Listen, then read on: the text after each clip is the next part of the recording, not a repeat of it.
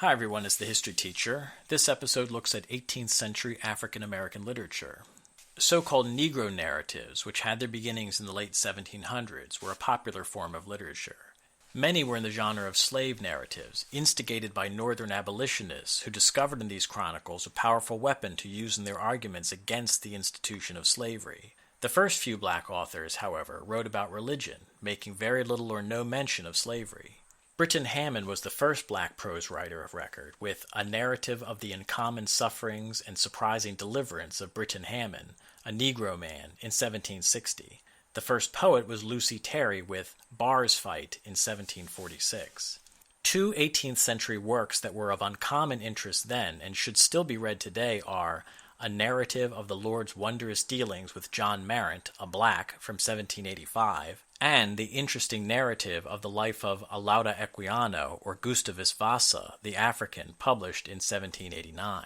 In its day, the interesting narrative of the life of Gustavus Vassa was a bestseller. Vassa, born in Benin, Nigeria in 1745, and abducted into slavery as an adolescent, was one of the few writers to recall in detail his early childhood in Africa, remembering all the sights, sounds, and attitudes of his village as well as the social and political structures. He recalled also the manner of his abduction and the bewilderment that followed.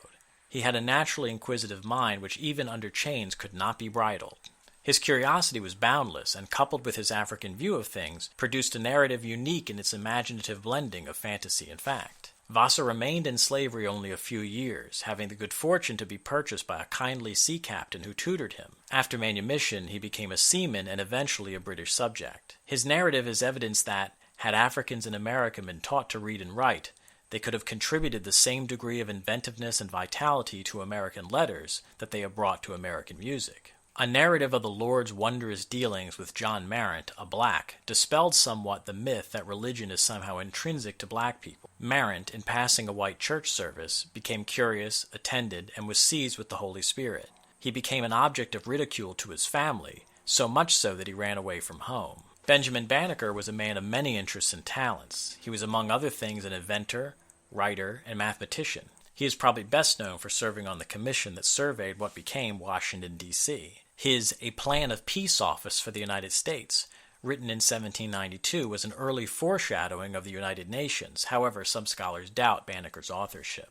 One of the most prolific poets of the 18th century was Jupiter Hammond, who was enslaved. Hammond had no formal education and, because of his lack of a strong stand against slavery, had little popularity among black people. Phyllis Wheatley, on the other hand, wrote little or nothing about slavery but enjoyed wide popularity in her day. She was taken from Senegal at about the age of 8 and purchased by the Wheatley family of Boston. The family, recognizing her genius, encouraged her to read and write. 16 months after having arrived in America, she had completely mastered the English language.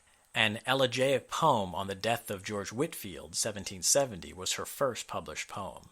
Much of her poetry can be called occasional verse, that is, it was written for some specific occasion, as a birth or the death of a friend or a family member. Despite having endured unimaginable brutality in their lives, 18th century African American authors overcame their hardships and gave the world literature in which their voices have echoed throughout the centuries. All right, that's it for now. Thank you for watching, and see you next time.